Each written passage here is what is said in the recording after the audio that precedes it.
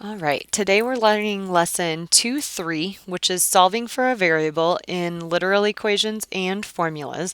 The homework associated with this lesson is on pages 58 to 59. We're going to do 2 through 20 evens and 21 through 25 all. So the purpose of this lesson is for you to be able to take a literal equation, which is an equation containing two or more variables, and solve for the variable that you're being asked about.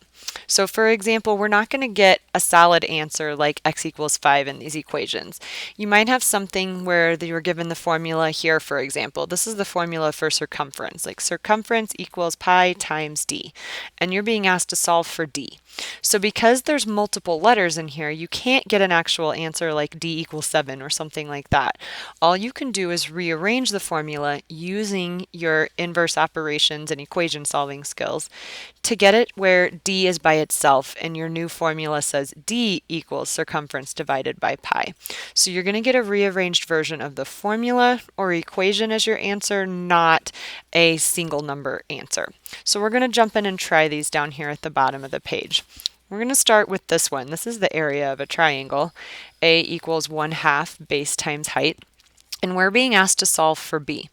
So what I like to do is go find where b is located in the equation and start trying to get b by itself and isolate it on one side of the equal sign by getting rid of the other things on the same side of the equal sign. So on this right side of the equal sign, your b is being multiplied by 1/2 and multiplied by h. So I would always recommend trying to get rid of the fraction first, because we know that to get rid of that fraction, we could multiply by the reciprocal. So we're going to multiply 1/2 by 2 over 1, or 2, which will cancel that out, but the same rules still apply. If you multiply by 2 on the right side of the equal sign, you have to do the same thing on the left side of the equal sign. So that means the left side of my equal sign will currently say 2a, and on the right side of the equal sign, we've gotten rid of the fraction and we're left with just bh. So again, remind yourself what letter you're trying to solve for. We're trying to solve for b. And right now your b is being multiplied by h. So the inverse of multiplying is dividing. So if we'll divide by h here, that will eliminate the h. But that means we have to do the exact same thing on the other side. So we could write our final answer as b equals 2a over h. Trying again, here's a real simple one. Area equals length times width. We would like to solve for L. So if you wanted to isolate L right here, you would need to think of how do we get rid of the W. All that's needed here is divide by W, and you could write your final answer as L equals A divided by W. This one has a few more pieces involved. This time we're trying to solve for S. So we need to isolate the S right here. And a rule of thumb is if you have a denominator under your entire side of an equation, you would like to get rid of that first. So currently this whole right side of the equation is being divided by 2. So the inverse of dividing by 2 would be, let's multiply by 2 and cross that out. But that means we also have to multiply by 2 on the left side with the r. So right now we have 2r equals 2s minus 6t plus 5, and we're still trying to get s by itself. So we want to save the 2 that is being multiplied with the s for last, because dividing by 2 will be our last step. We want to take care of eliminating all of the adding and subtracting right here. So again, do your inverse operations. To get rid of a minus 6t, you would do plus 6t. To get rid of a plus 5, you would do minus 5. But you have to do those same 2 operations over here with the 2r as well. So we're going to add 6t and we're going to subtract 5. And for the sake of having a little more room, I'm going to write that up here. So my left side would be 2r plus 6t minus 5. And then the right side would say equals 2s. And we're going to leave all of these as separate terms because they do not have any of the same variables. R, t, and a term with no variable at all cannot be combined. Then to finish solving for s, all we need to do is divide by 2. So I'm going to write my final answer as s equals 2r plus 6t minus 5 over 2. And this would be my final answer. Moving on to example 4. This one's pretty simple. We want to solve for C. Right now, C just has things being added to it, and we know the opposite of adding is subtracting, so we're going to need to subtract the A and subtract the B, which means we need to make sure we do it on this side as well. So the left side would say P minus A minus B equals C, and it would be fine to leave the answer this way as long as C is now isolated on one side by itself, or you're always welcome to switch it around where you reverse sides of the equal sign. Okay, number 5 is pretty similar to number 1. I know that their print for this lowercase l up here and this letter right here look the same, but this is actually an interest formula, so this is a capital I, and we are trying to get the variable t by itself. So once again, I would take advantage of getting rid of that fraction, so use your reciprocal, multiply that by 2. That means you also have to multiply the other side of the equation by 2. So we would have 2i on the left side equals PRT. And keep in mind, if all of those are side by side by side, that's just multiplication, P times R times T. So to undo multiplication, we would want to do division. And you are allowed to divide by the P and the R all at once. So you could rewrite your final answer as T equals 2i divided by PR. And the number 6 is a good one. Nothing but letters, no numbers involved at all. So it's very similar starting point as number 3 was. And number 3, your first reaction would be, let's get rid of that denominator. Let's multiply by 2. Same thing in this situation. If we want to solve for h, which is on the top of our fraction in the numerator, let's get rid of that denominator. So if that's being divided by k on the right side, we're going to multiply by k, which we need to also multiply the left side by k. So we could have kg equals hj, and if we want to solve for h, all we need to do is divide by j. So final answer could be h equals kg over j. All right, continuing on down to number 7. This one we're going to solve for n. So once again, this time, it's all just addition over here with the n. So we would eliminate all of those other variables by subtracting. So we need to subtract the m, the p, and the q, which means we also need to do 360 minus m minus p and minus q. So final answer would look like n equals 360 minus m minus p minus q. Okay, for 8 and 9, we need a couple of extra tricks up our sleeves to get these down. Okay, for number 8, it looks pretty innocent at first and says solve for s, but what you're going to notice real quickly is that there's 2 s's, which presents a problem. Okay, if there were numbers in front of those s's, like that said 4s plus 2s, we would be okay with that. We'd just combine like terms and we would be fine. But we don't know what r is, so that presents a little bit of a problem. So here's how we're going to approach this. We would say that r is the coefficient of this s, and since there is no coefficient in front of the second s, we know that it's actually as if there's a 1 there. So when this happens and you have 2 terms with the same variable, we say you're going to factor out the letter they have in common. Because they both share an s, we're going to factor out an s in front of a set of parentheses, and then we are going to write what those coefficients were inside the parentheses. The coefficients were r plus 1.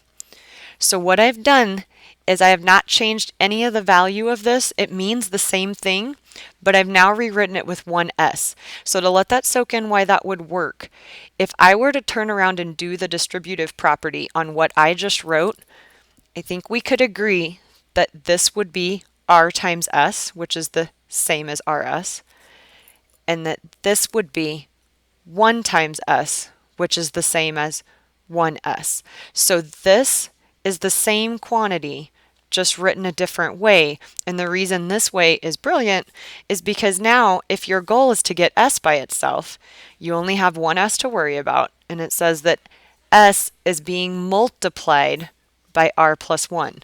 The opposite of multiplying s by r plus 1 is divide by r plus 1, and that will cancel out. Do the same thing on the other side. So you will get s equals t over r plus 1 as your final answer.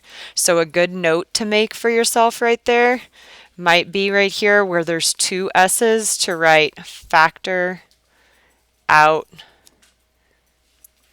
the s, to remind yourself that if that occurs where you have two of the same variable that you would like to combine but you can't, this is your alternative to use. Okay, on number 9, we're going to go back to a little bit of what we talked about in chapter 1 with proportions. Two equal fractions is just a proportion. And what you want to remember about proportions is that you can cross multiply in a proportion. A times D, which we could write as AD, would equal B times C, which we could write as BC. So now if we write it that way and we try to solve for A, you can see that all that needs to be done is divide by D on both sides, and you're going to get A equals BC over D. So a note you might want to add for that is in these that look like a proportion, maybe write cross multiply as a starting step to remind yourself that that's how you can get things going. So most of what you see in the homework is covered right here. There are a few kind of odd examples that they did not throw in the mix on this front side, so I want you to look at a couple of extra examples on the back.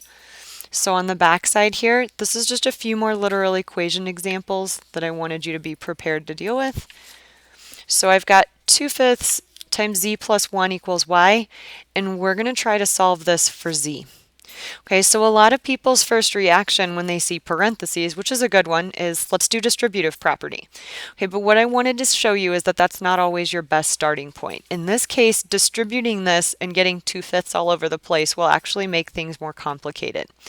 I wanted you to know that you are allowed, if you have a fraction in front of a set of parentheses, before distributing, you may get rid of that fraction using the reciprocal trick right here.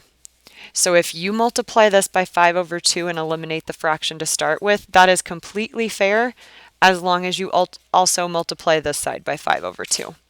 So this leaves us a much easier result to work with. Z plus 1 equals 5 over 2y.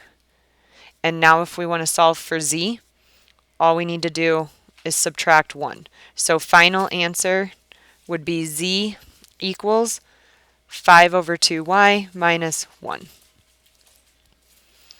Okay, so a note that we might want to put here as a reminder is I would say get rid of what is in front of parentheses.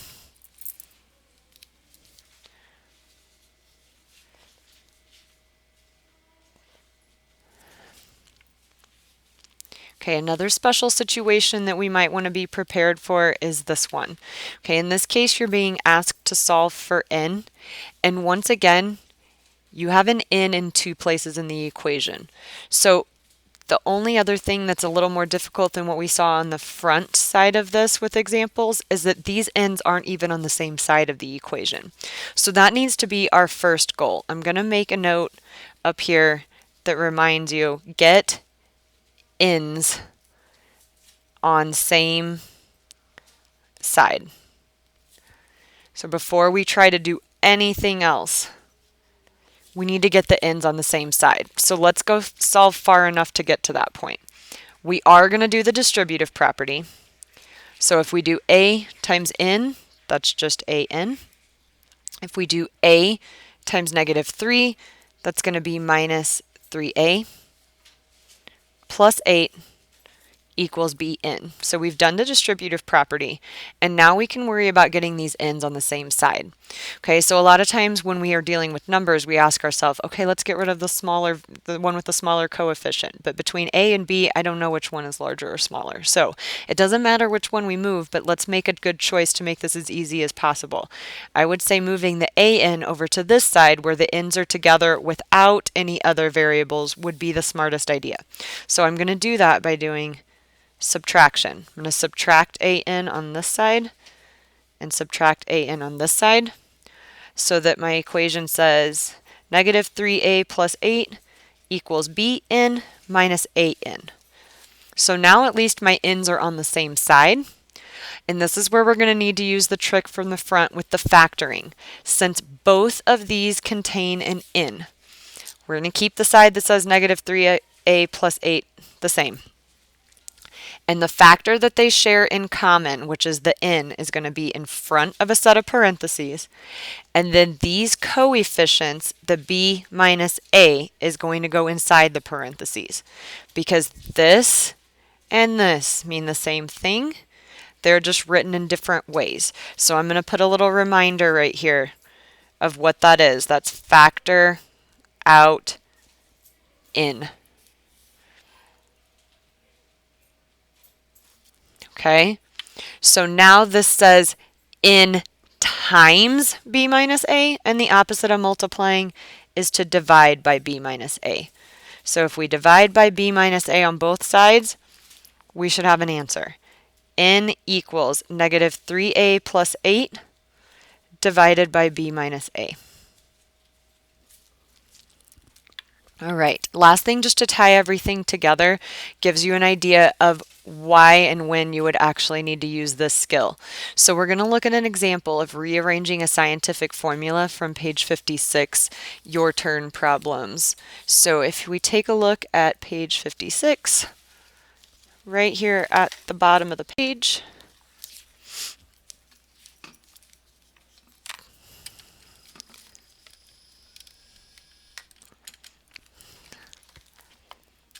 let me zoom in a little here. Okay, we have a problem that uses a scientific formula dealing with altitude. It says for altitudes up to 36,000 feet, the relationship between ground temperature and atmospheric temperature can be described by this formula. So before I move any further, I'm going to jot that formula down real quickly. Formula is T equals negative 0.0035a plus G. And then they're going to talk to us about what each one of those letters means. Okay, they tell us that T is the atmospheric temperature in degrees Fahrenheit. A is the altitude in feet at which the atmospheric temperature is measured. And G is the ground temperature in degrees Fahrenheit. So with this equation being set as what T equals, this is a terrific formula for finding the atmospheric temperature. But when we get down to the last sentence and we look at what they're asking us to do, they ask us to determine the altitude in feet when T is negative 27.5 degrees Fahrenheit and G is 60 degrees Fahrenheit. So we were given an equation or formula for atmospheric temperature, but we're being asked to find altitude. So this is when being able to turn a formula into a different order is extremely helpful. So I'm going to write a little note out to the side that just reminds us our purpose here. Since the question asks for altitude, solve for A, then plug numbers in that are given. So in other words, our formula doesn't fit the question. If our question's asking for altitude, then let's quickly rearrange this to be a formula for altitude, and that will make our last step super simple. So if we were going to solve this for A, we would want to subtract the G on both sides, leaving T minus G. equals negative 0.0035a. And then we would want to divide by negative 0.0035 on both sides. So my formula would be written as A equals T minus G divided by negative 0.0035. So now if we address the question, what was the altitude, we can simply plug in the numbers they gave us for T and G. T was negative 27.5 minus G was 60 divided by negative 0.0035. And if we simply type that into our calculator, we end up with a nice clear answer of an altitude. It was 25,000 feet. And that is lesson 2-3.